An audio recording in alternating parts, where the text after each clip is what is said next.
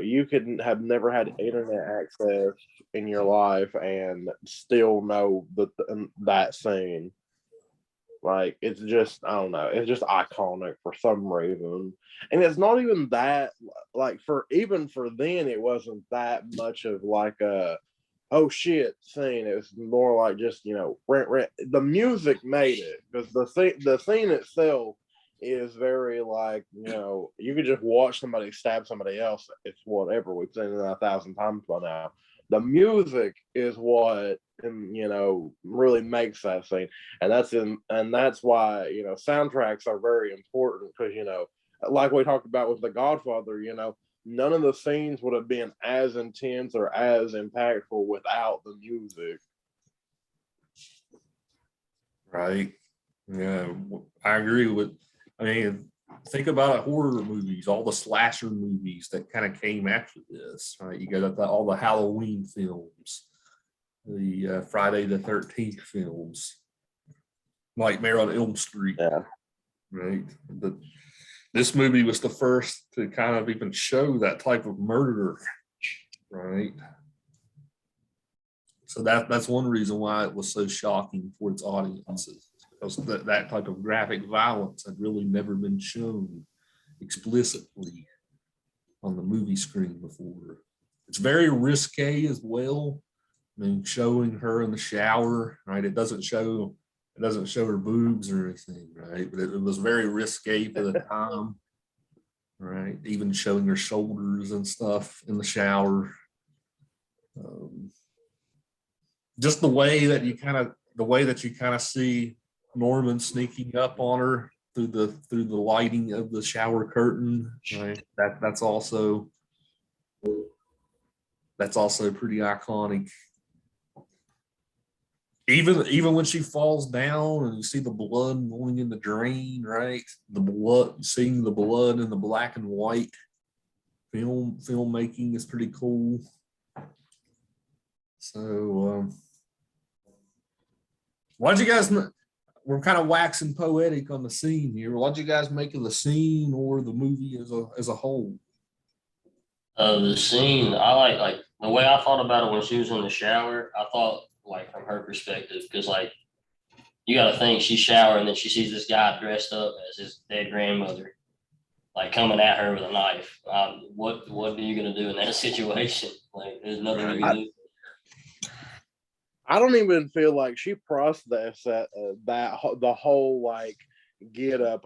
I'm like how like I've never been murdered, obviously, but like how quickly do you have to process?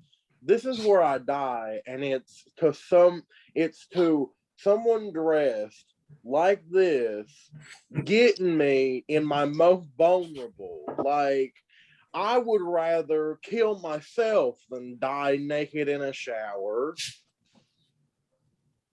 Ridiculous. I don't know about all that. I couldn't do that. Like, I'm not gonna let somebody gank me while I'm in the shower. That's just like I'm just trying to clean myself, and you're over here trying to kill me. No, I'll kill myself. Thank you very much. It just that scene for me was so visceral because I'm like the amount of times that I've had to like fling open the shower curtain because I think someone's in it. Like I don't know, it just gets me. And not one of you can make fun of me because I guarantee all of you have done that. Yeah, I mean, I agree. When you're in the shower, right? That's when you're at your most vulnerable. Yeah, scary world out there. Unless you just bring a knife with you into the shower, which I've done before. Just like ain't nothing gonna get me.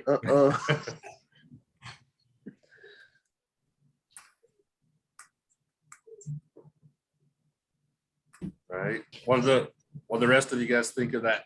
Have you guys encountered that scene before? Have you seen it somewhere else before you watched the film? No, but I thought that was Norman's mom at that point. Like I didn't even know it was Norman.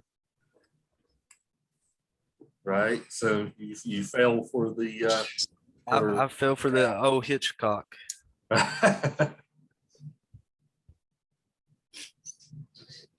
Right, the mom voice is so convincing, right? That you think Yeah. it's a that you think that it's a woman.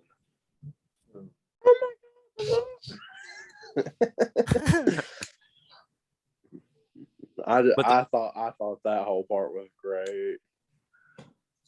but the soundtrack in this movie is perfect though. It makes me like go, oh shit, okay, something's about to go down.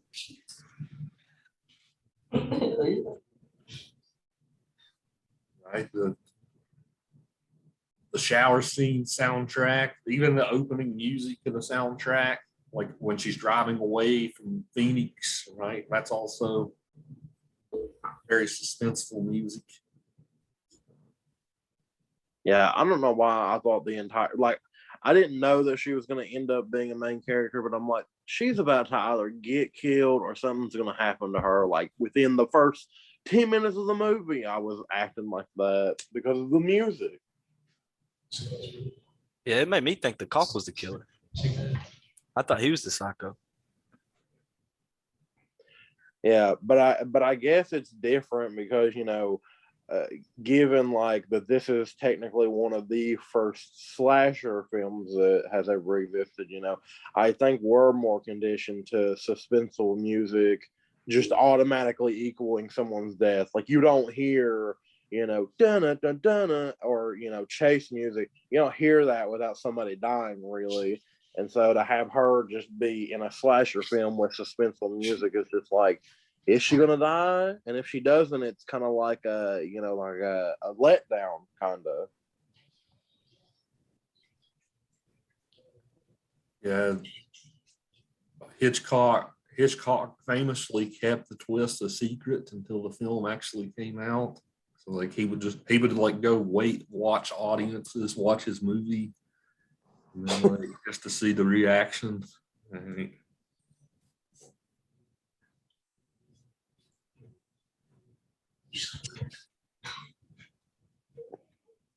that's a fun and smug thing to do, right? Just go watch the audience react to your twist. I actually enjoyed my movie. I say,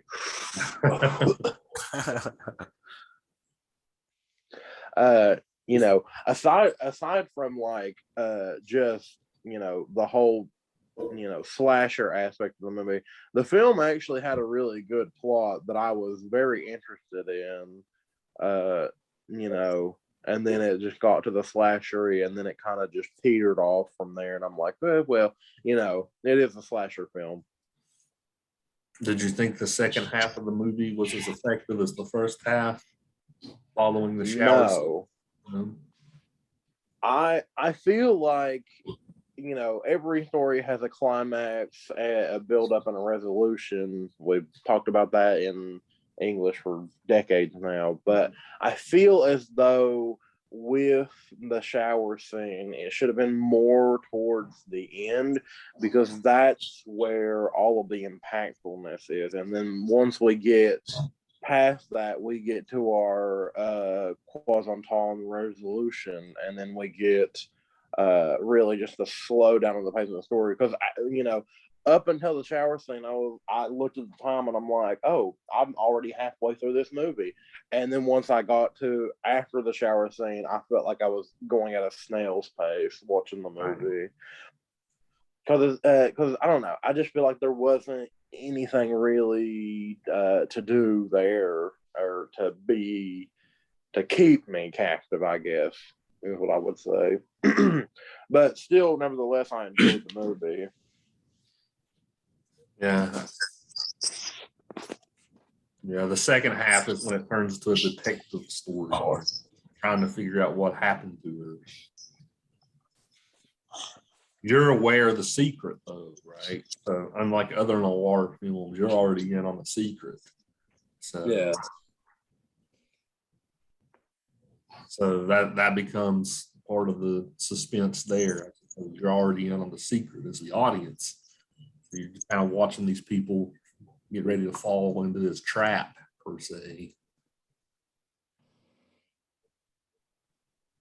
I was going to say other thoughts here. Those, have any of you guys seen the film? Other first time reactions? Keegan fell victim to the twist. What about some of the rest of you all? Yeah, I did. The twist had me like jaw dropped. I rose up on my couch. I was like, oh my God. My dad was laughing at me, but I don't know. I thought it was a great movie. Right? Your dad got a kick out of you, huh? Oh yeah, he started laughing. I was like, because like the only reason I knew like what Bates Motel was because like I've heard of the show, but I didn't know anything about it. So then I was like, wait, I was like, this looks weirdly familiar. So then he kind of explained to me like the whole background story to that, and then I don't know, like I really liked it. Shocking. I was kind of surprised myself that I really liked it. I thought the storyline was great. At first I was a little confused on like why she took the money. If that makes sense. I was kind of like, well, this is just kind of like random. But then, after she gets killed in the shower and stuff, then it kind of adds up. And I was like, oh, well, that makes a pretty good story. Yeah. And I'm the same way. Like this, before this class, I never would like have watched a black and white film and been like, oh, that's a good thing. But then after this class, I enjoy black and white films now. I like the grit of them, and I really enjoyed this one as a whole. Like, and I had seen it before, but now I'm seeing it through the eyes of like a person who has experience with like looking for things like mise en scene and film techniques and stuff like that. And it's a whole nother experience. Like I said, Mr. Yeager has ruined movies for me. Right. That's what I like to hear. But one thing I wanted to point out, which I don't think anybody really noticed, but whenever Norman is creeping on Marin and she's like getting undressed and all that, I don't think that's him being a peeping Tom for a perverted sense. I think that's him admiring not necessarily prey, but like a body, because we obviously know he's into taxidermy. So I feel like from that perspective, he's more or less being like, oh, I could get some stuffing in that. And not in the bad way that I know some of you were thinking. But I feel like it's more of a like Buffalo Bill situation rather than a, like, oh yeah, girl naked, Yeah, let's dive into Norman's character now, since you're kind of taking us down this path, Will. Yeah, we have the whole interesting scene leading up to that, where he and Marion are kind of like talking in his office. There's all kinds of like subtle sexual hints before this, right? Like, I don't know if you guys noticed, but Marion kind of beckons him into her room, right, to eat the dinner or whatever. But he kind of like twitches there, right? He's like, no, let's go into the office instead, right? So that was almost, whether she intended it that way or not, that was like almost a very subtle gesture. Like, that could be provocative. That could be seen as provocative. Like, let's go in the room here and eat the dinner. Yes. A woman, especially, back in these days, inviting a man to her room is already risque enough. And, if he actually goes in, that's enough for a scandal. I feel like we have a very different complex, though, whenever it comes to Norman versus any other character in this movie, because Norman seems like the special child who just kind of goes about his day, interact. And I don't know, to me, as a person with autism, he just feels like he's autistic. He doesn't pick up on social cues. He doesn't get like interaction whenever it comes to like anything of a sexual nature. Like he just doesn't pick up on the hints, and like just the way he interacts with other people and things. Like he has such a, I don't know, he has a lack of sensory observation is something I would give classify him as. And you know, he just seems like the little retarded kid, and you know, I can say that because I'm all kinds of stuff. But you know, it's just like he just has a different mind than everyone else in the movie, and it's unique looking at his perspective of it. Like he doesn't understand that she wants to possibly have relations. He just understands I have to be a good boy because that's what mom tells me to do is be a good boy. You know, he doesn't. He's very sheltered. Do you think that Marion was sending him some signals, Will? I think she was definitely trying to suggest that, you know, considering the fact that she has had a lot of stress lately, considering her quote unquote escape. But like I said, you know, Norman just is that little like, you know, he's the kid in the background picking at his own teeth constantly. And you know, just doesn't pick up on social cues, and I really like his character for that reason, because he's, you know, some people would just say, oh, he's oblivious. I'm just like, he seems pretty autistic to me. Yeah, the build on that, like once they go into the room, like he kind of automatically starts creepily talking about his taxidermy habit or hobby, right? Then he tells her that she looks like a bird, right? She looks like one of his birds that he's got up on the wall. Yeah. Doesn't he tell her that she looks passive or something like that? Or the birds are passive. He says the birds are passive creatures. Yeah, he said she ate like a bird too. Ate like a bird, yeah. And see, and that's what I'm talking about. Like, I don't think him peeping on her was anything to do with him being sexually interested. I think he's just viewing her as something that his mind can relate to, which is, you know, something often that I do as a fellow autistic person. It's my head canon that Norman is also autistic, if you haven't noticed yet. But, you know, he is trying to make sense of a new person in his life. So he has boiled that down to something he recognizes as beautiful and, you know, just something he wants to be around, which is his birds. And, you know, him looking at her, how he interacts with her, he's just like, oh, you're a bird. Okay, I can interact with you now that I've deemed you as this thing.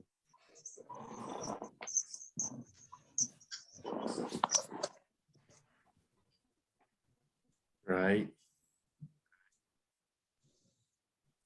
I don't know to steer this back. What do the rest of you guys think? You guys think that Norman wanted her in a sexual way, right? Or do you kind of think more along the lines of what Will's saying, that he looked at her like prey when he was voyeuristically peeping at her?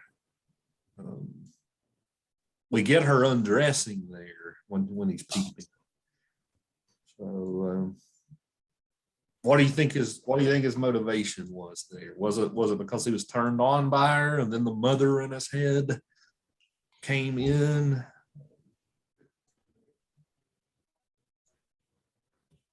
I say the sexual way. Norman was in there when he said that she looks like a bird. That's how he was talking game. Right. That was sweet talk. But once he like seen her get undressed and stuff, that's when he got aroused, and then that's when the mother came on. That's my thoughts on it. Right. Yeah, we get the very close up shot of his eye right there, which I think is interesting. You can kind of see like his iris, kind of like, you know, I guess I'm making his eyes sort of bulge there, right, while he's peeping at her.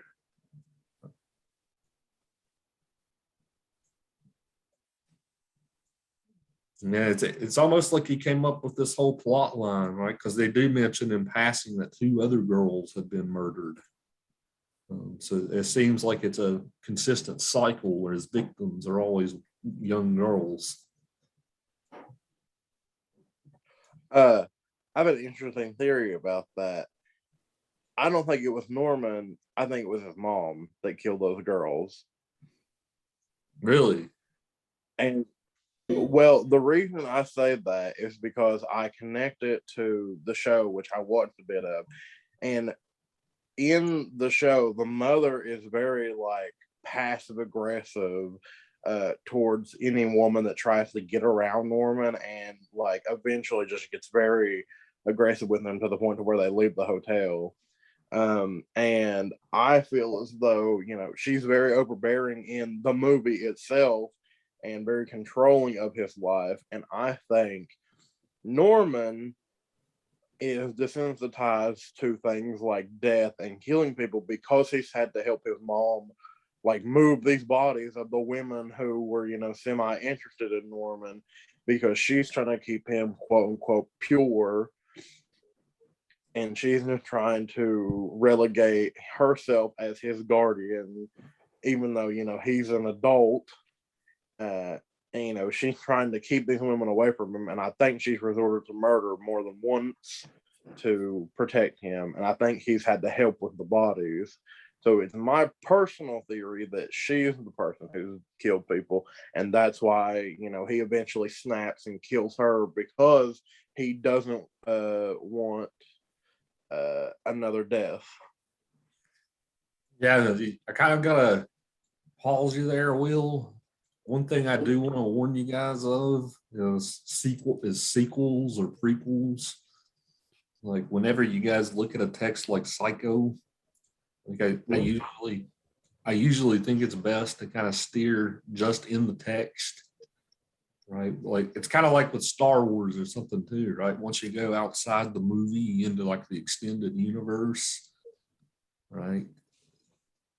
You kind of lose the movie, the original one. You guys, you kind of get what I'm saying here, Will? Yeah. I was just saying that that's my theory, just based off how because she's like that in the movie itself, but then it's also, you know, reinforced by other things. So it just makes me think about it. Yeah, they say in the movie that she's overbearing.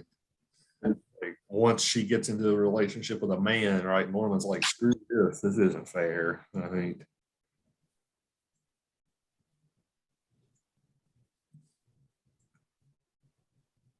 yeah, this is a good time to get into the Freud stuff. Since we're kind of along these lines. All right, so have any of you guys heard of Freud and like a psychology 101 or something before? Yeah. Mm-hmm. Right. Kyle knows. Right. You know, so Sigmund Freud's basic idea of, he had an idea about childhood development. He was the original psychologist. Right. I go over this pretty extensively, but he invented the field of psychology, right, which is all about therapy. Right. You kind of figure out what's wrong with you through the process of like figuring out what your traumas are and stuff, compared to modern psychiatry, which is more along the lines of brain chemicals and drug like prescriptions they'll give you and stuff like that. Psychology is more along the lines of getting to the root of your issues. Well, Freud argued of a man that our original trauma as a young boy was with our mothers. Right? He calls this the Oedipus complex, named after the Greek tragedy Oedipus the King. Right? In the play Oedipus the King, Oedipus accidentally, there's a prophecy by the gods that Oedipus would kill his father and marry his mother. right? So it accidentally happens. He accidentally marries his mother. His mother abandons him at birth. He kind of then, like 20 years later, he kind of works his way back around and accidentally marries her, right, and has kids with her. And then he pokes his eyes out at the end of the play in shame once he realizes what he's done. Well, Freud based his idea on this. He calls it the Oedipus complex. He argues that when a boy is very young in the infant stage, the boy develops almost a sexual attraction to his mother. He argues that the first traumatic moment in a young boy's life is when the boy realizes that that relationship is taboo and is not allowed by society. Normally, the boy realizes that with the father figure. Right? The father figure shows the kid, hey, no, this is not acceptable. Right? And it's not even in a direct sexual sense. It's like eventually the father's like, okay, enough with coddling the kid all the time or something like that, right? It can even be along those lines. But the kid realizes that there's limits to this relationship. So that's the first moment of trauma in a young boy's life, is when he realizes that is unacceptable. And then it's all downhill from there. Right. Right. So and it's the same thing for girls and their fathers. Right. They call that the Electra complex, which is another Greek play from Sophocles. But it's the same idea for girls and their fathers. So that's the term daddy issues and mommy issues, right? For both genders. Right. So it's hard to argue that Norman doesn't have some mommy issues. What do you guys think about this idea, Freud's idea, just based on how I explained it? Do you think it's bullshit, or do you think he was right?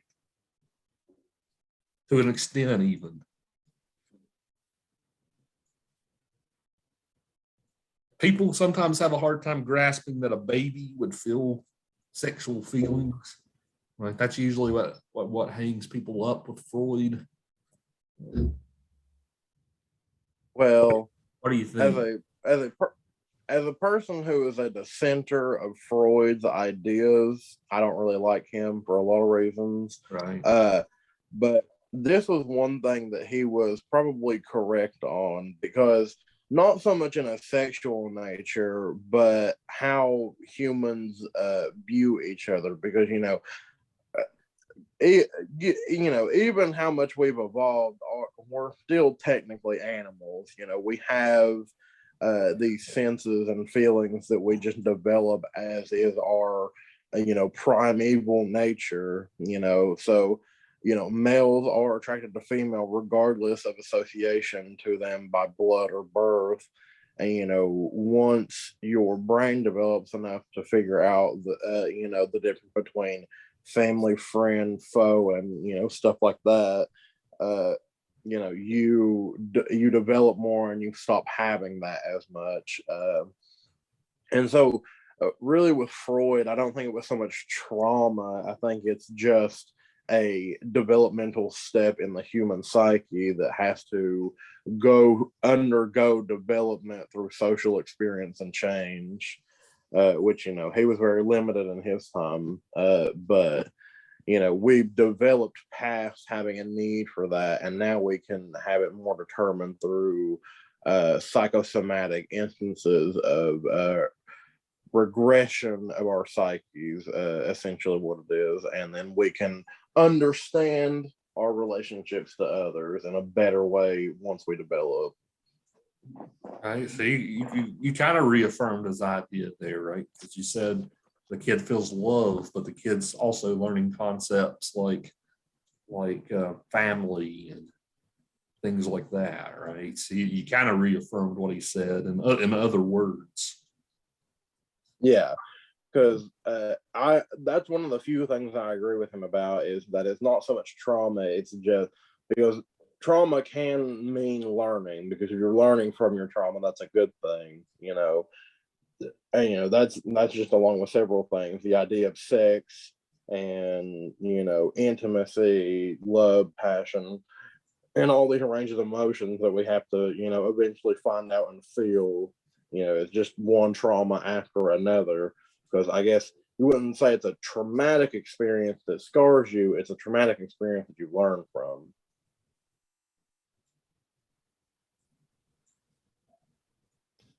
What some of the rest of y'all think about Freud, especially with how it relates to the movie?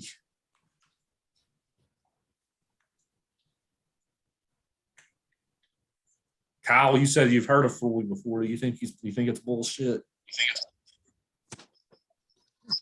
Dude, I don't really know, honestly. I mean, the theory's not bad, and I mean, I guess it's plausible, but at the same time, I feel like he could have just made all that up. So, Right. Yeah, it was a theory for sure, right? So he kind of did make it up. But that's his theory that he had. yeah, that's what I'm saying. Technically, he really did just make it up. It's really all that is his thought, and people just kind of took it and ran with it. Right. What do you think of this idea, Keegan? You think it's a wild idea? Honestly, I really don't know. You could argue like human instinct, when you're born, it's human instinct, like animals, they tend to, if it's a male, it goes for a female. But I really don't know. Testosterone when you're a kid, I don't know. Have any of you ladies in here known a guy who had too much of an attachment to his mother?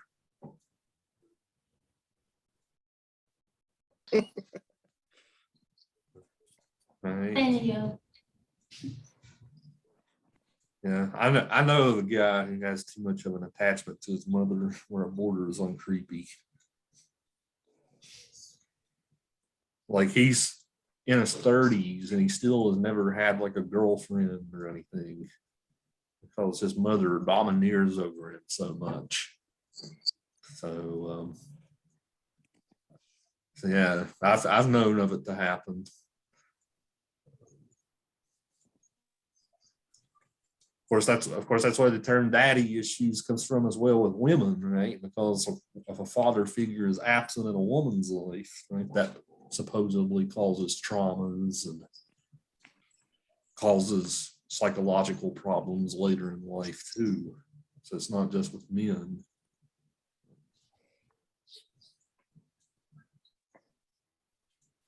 Yeah. And Norman growing up without a male figure in his life, I don't deem that as an important aspect of development. Me personally, I don't think you need to have either a maternal or a like a father figure. I think it's just so much that you put your development on that. That's on you, really. Like I have a terrible relationship with my father, so but I don't think that's caused me a lot of issues.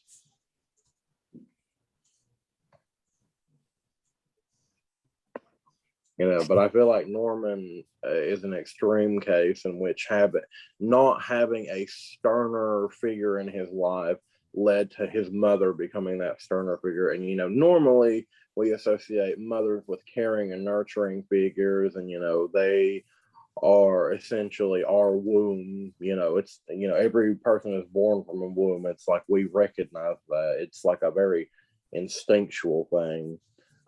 But for her to go from nurturing to coddling to overbearing and protective and forceful, I feel like is a traumatic change of ego. Right. Some mothers just can't let go. right? And let their kid fly off the nest, so to speak.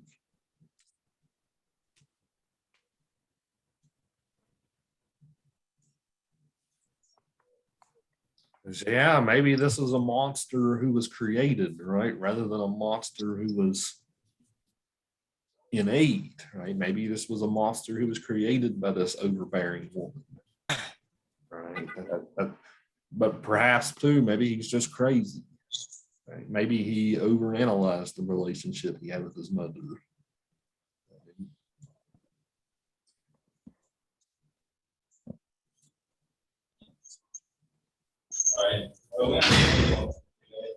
Either either way, this stuff is pretty risque for its time. I mean, like you see a character cross dress in a movie, right? They'd never seen anything like that before. Hearing hearing the mother's thoughts, like when you have the close up at the end of Norman's face and the mother's talking, right? That was a really cool shot.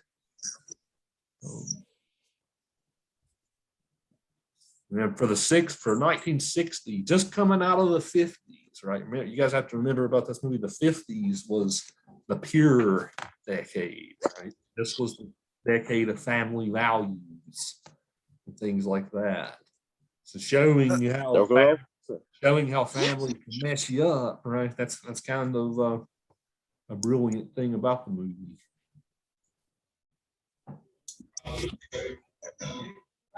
Yeah. Especially coming out of like, or really going away from the nuclear family ideology, because, the 50s was a very good time for transition, because right after the 60s, we get the 70s and the summer of free love for, the entire 70s to the 80s. And, it's it's very cool to see a movie dilute that vision, because, 1954, we think about chrome, baby blue, and, women in poodle skirts. Like, that's the association we get with that. And, we get this good family, like, idea, the perfect nuclear family. And then to not have that in a big, huge film like this, it's just interesting how much dissension there is in Hollywood. I'm sure some of you guys have probably watched stuff like Leave It to Beaver, or even stuff like Andy Griffith or something before, right? Those old 50s and 60s shows show like the good old American family. I Love Lucy.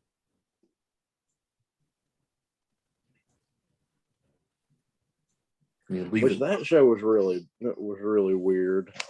Leave It to Beaver. No, I Love Lucy. Oh, I Love Lucy. Yeah, that show just had a lot of like very misogynistic undertones, and I was like, I don't know why anybody would watch this. That old show with the genie was cool.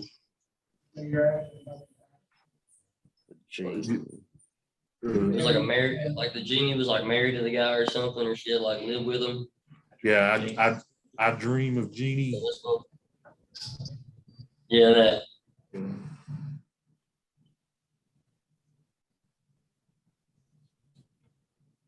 Yeah, What's that one movie with Al Bundy, or that show with Al Bundy? Married with Children. That's a good one. I love that. I know that ain't as old, but I like that one. It's funny. Yeah, that's kind of poking fun. That's kind of poking fun at that idea, right, of the nuclear family. Yeah. To build on top of that, I really like that you brought that up. Married with Kids is. I really like that now we're starting to get away from like this idealistic centralist idea of like the perfect family and stuff like that. We see that in movies and film today, especially with like animation and stuff. We see like two parents of the same gender, or not having kids, only having one, they don't have a lot, or they just, don't have any. And it's really nice to see getting away from this idea of family centric values, because now we can develop into more of a thought provoking society of having films films and TV shows that are intriguing rather than, focused on values of a moral sense, it feels like. And it's really good to see, especially in media. Yeah, we just mentioned Not Married to with, say I that was going to say, we just mentioned Married with Children. The same actor is the main character in the show Modern Family as well, right? Which is definitely not the traditional nuclear family. I don't know if you guys ever watched. I don't know if you guys have ever watched Modern Family.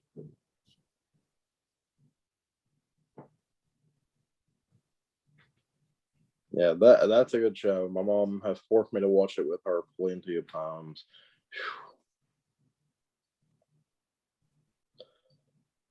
Yeah, But, like the thesis of this movie, right? Families can mess you up.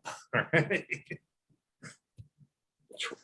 I feel like that was true even without this movie.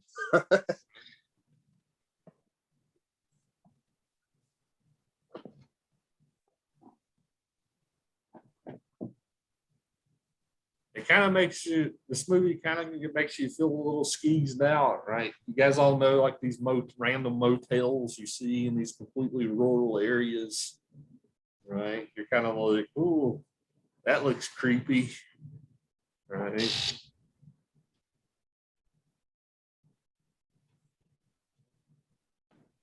I wouldn't definitely Yeah, wouldn't want to.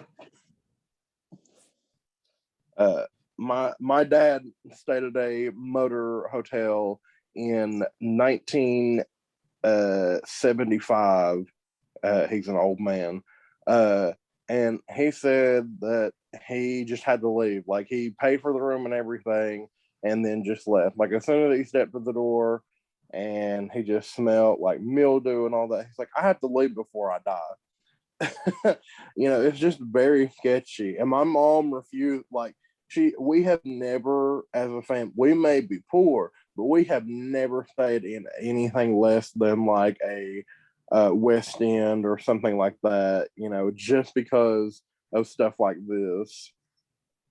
And like, I think it's something that they recently had to do. But if you ever go into like a hotel or a motel now, there is like slats and stuff under beds so that you can't hide a body up under there anymore. Like, like they're in everything that can afford it, because that was such a big issue in the 80s and 90s, that now, we have to have slats under a bed to keep people from being stuffed under them.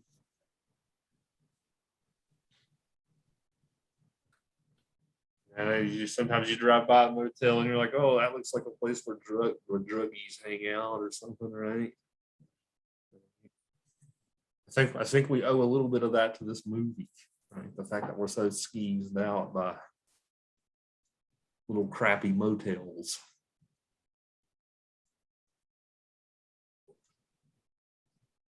Yep, no more staying at spooky hotels. I could think of a ton of them in this area.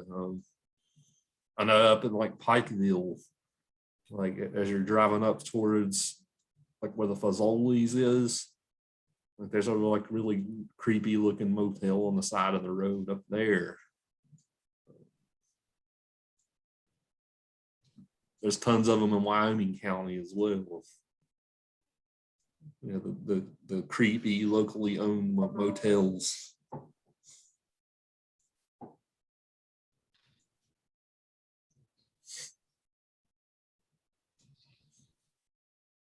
Yes, I've actually never seen the sequel, Psycho 2 or Psycho 3. So that would be later in the class. I'm probably going to give you guys a sequel paper where I invite you to watch a sequel or a prequel or a remake and kind of evaluate it in relation to the original. So this one will be an option for you. Definitely to check out some sequels or the TV show or something like that. So I think that's probably what I'll give you for short paper 2 later. Will be a sequel prequel analysis.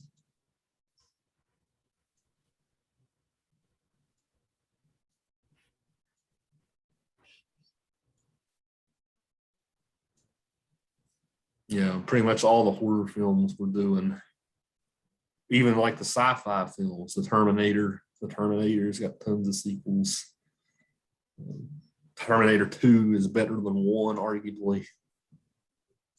So that will be the subject of Aaliyah's discussion on Thursday.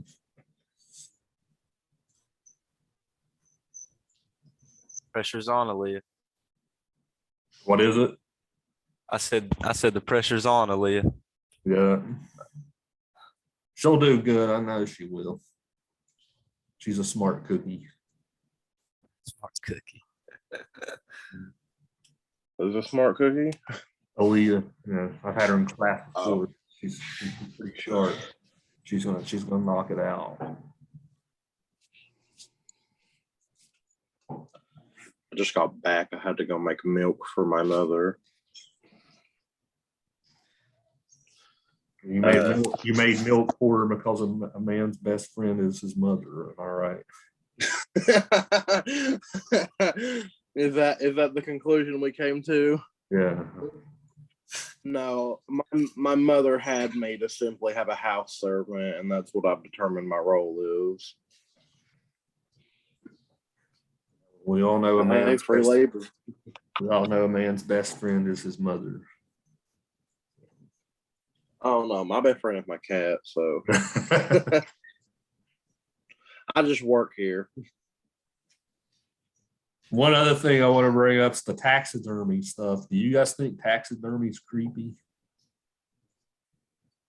Yes. Explain why so, Kaylin. It just like freaks me out. I'm like, what's that place with all the sporting stuff? It's like in Charleston. Cabela's, that place freaks me out. I feel like they're gonna like pounce at me. Is that a restaurant up there? Cabela's is like a hunting emporium. Hunting store. Yeah, they have a bunch of stuff up there, like bears and everything. Yeah. I feel like you take the respect out of hunting whenever you're like, I'm gonna turn you into a coffee table. Like, no. I think there's a difference between hunters and trophy collectors, because my stepdad hunts for food and stuff, because not always wanting to go to the grocery store, and it's also a fun activity for him to do. But he's not like mounting them up on something and being like, I'm gonna put my $2 mug on you and get your fur wet, Like there's a difference between that, like hunting and killing something and hanging your coat on it. I personally don't like taxidermy. It's just very like gross and disrespectful to the animal that you killed. Right, any of you guys got your deer hanging on your wall that you might have killed hunting?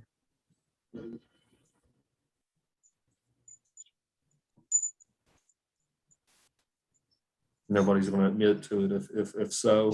Right? I'm trying to get one this year. Daggone it. You just had to bring it up. Well, hunting season's already started, hun. Why haven't you got one yet? That's bow hunting. I'm a rifle. That's too hard. I suck. Too hard. Oh, it's too hard for baby to pull back 30 bamboo. Oh, too sad. My stepdad caught one on the first day, and I had to drag that son of a bitch down a hill. And if you've never dragged a deer, they're heavy. Oh yeah.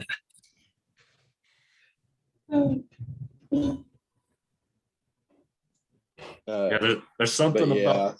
about the glassy eyes of the taxidermies. Right? I think that's the root of the creepiness behind it. Right? I think it's just the whole like process in general. Like I'm gonna take out all your bones, all your skin and blood and everything, and then I'm gonna put cotton in it. Like what a waste of good cotton. First of all, like you could fill a pillow, but no, you're gonna stuff an animal for whatever reason or whatever they use in taxidermy. It's just weird. I'm gonna fill my house with dead animals. Only psychopaths do that.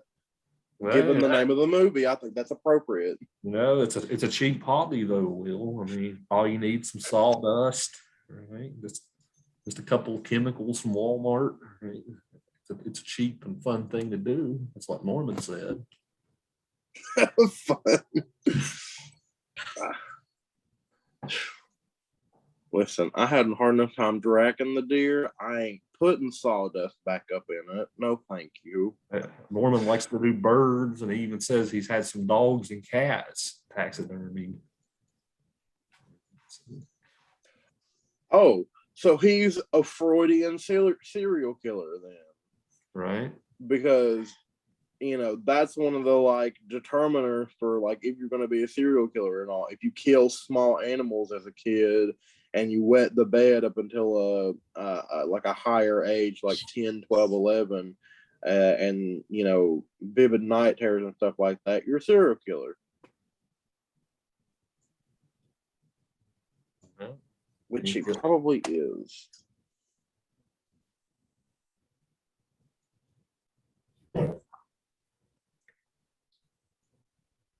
Yeah, so Keegan, if you get your trophy before the class is over, we want to see it. Just I got you. uh, Hey, talking about those eyes though, Mr. Yeager, that's a good point you brought up because every time I see like a taxidermy, I always go up to it and touch the eyes. Every single time. God. Someone remind me before Thursday, and I'll go out to the shed and get my my stepdad's deer head and let y'all see it. How creepy it is. yeah, I think It's dyed black. It's just a weird thing. Like I have made some weird art in my day, for like Inktober and stuff like that. But I have never stuffed an animal full of sawdust and put it on my wall. I could not imagine. Just something staring at you 24/7. And why is it acceptable to do that to animals, but we can't do it to humans? Like, oh, your grandpap died, so I had him stuffed. Like, can we just think about that for a second? How weird we would think that person was. Oh, we had PayPal stuff this evening. just can't let him go, right? So we still got to pay bills, and he's the only one making a check. Actually, that'd be hella smart. You could carpool with a taxidermy person. Yeah. Well, I'll be back, guys. I'm gonna go get me a carpool person. Yeah, his taxidermy of his mother doesn't work out too much, right? She definitely decays. It didn't clean her out good enough. I forgot to mention one other thing about this movie. This movie was actually inspired by a famous real life serial killer, Ed Gein. Right, he was one of the first really bad ones. But Gein up in Wisconsin, like he had his entire house. The Texas Chainsaw Massacre is also inspired by Gein. But he had he would kill wimp girls and Like he decorated his house full of like body parts. He would dress up. He would skin them and dress up in their skins to try to be a woman. So yeah, the Psycho is the first. This the whole cross-dressing thing in the movie. That's actually based on Gein, who was a serial murderer in the 50s. So Ed Gein, Ed Gein. Puts the lotion on its skin. Buffalo Bill in Silence of the Lambs is also inspired by Gein too. So if you guys want to be disturbed, if you've never heard of Ed Gein before, and go read up on him on online. He was quite a character. Like he had lampshades that was made of skin and stuff like that in his house. Quite the harrowing discovery when they finally caught him.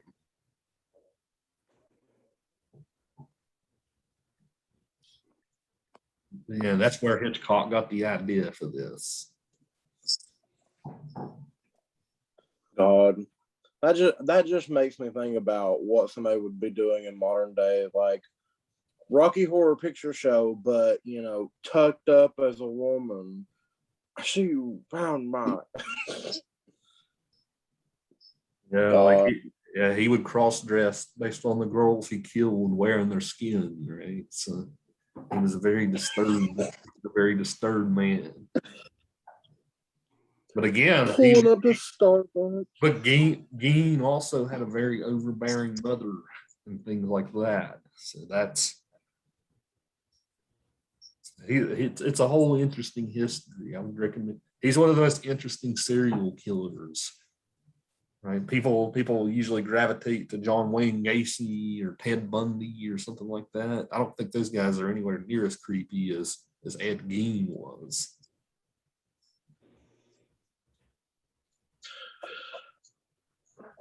Gacy was just dumb about how he hid people's bodies. Like, I'm gonna hide them under my house and just use lye and limestone to try and cover up the smell. Like, what? Why? Yeah, he read too many Edgar Allan Poe stories. And then on top of that, he was a professional clown. Like, imagine getting murdered by some white middle-aged suburban dude who dresses up as a clown for money. Like, I would be too embarrassed to go to my afterlife. I'd be like, no, I gotta stay in purgatory. Right.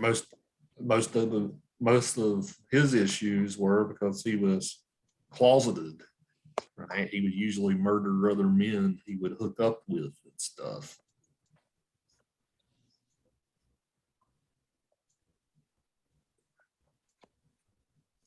And always the game. Right.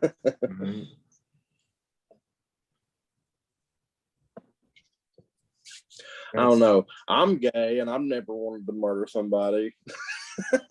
Right. Yeah. Gacy was repressed, right? He was ashamed of it and stuff, right? That's part of why he did it. Yeah, read up on Gein if you're curious.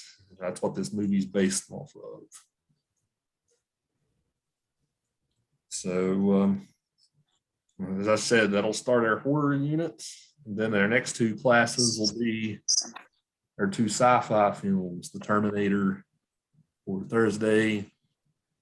What was you presenting on again, Kyle? That's next Tuesday. Jurassic Park. Jurassic Park. It's The Terminator and Jurassic Park, two great sci-fi franchises. Greatest movie series of all time. Yeah, I've enjoyed them all. I still haven't seen Jurassic World 2. I still need to watch that one. I like Jurassic World 1, but I haven't seen 2 yet. It was really good. That's a franchise that shouldn't have come back. Whoa, now, buddy. That's Okay. the greatest series ever. Whenever you have a series like the originals, you don't come back and try to reinvent the wheel, which is what they essentially tried to do in, Jurassic World. And it was a masterpiece. The first one, Every one of them. Every movie was amazing. the old ones maybe, but the new ones not so much. I'll tell you another film series that needs to not have come back and just ended. Halloween. Love me some Michael Myers. Love me some Laurie Strode. It's been going on for 40 years. I think it's time for that film series to end, which I think this latest one is the last film. Because Laurie's finally going to kill There's going to be one.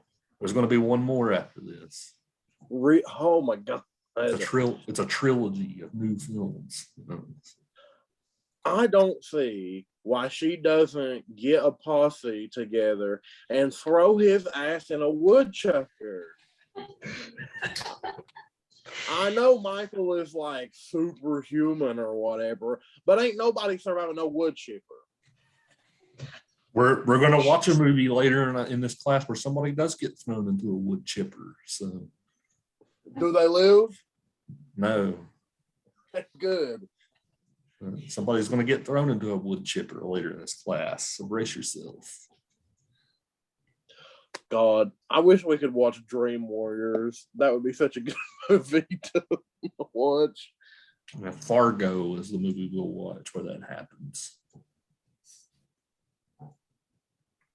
So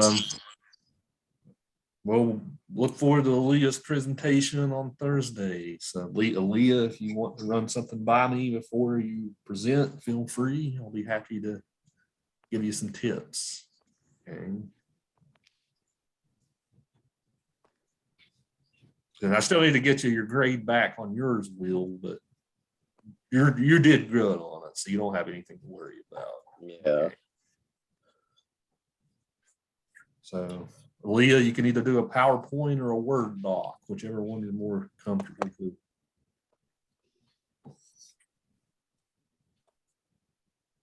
Same for you, Kyle, for next week.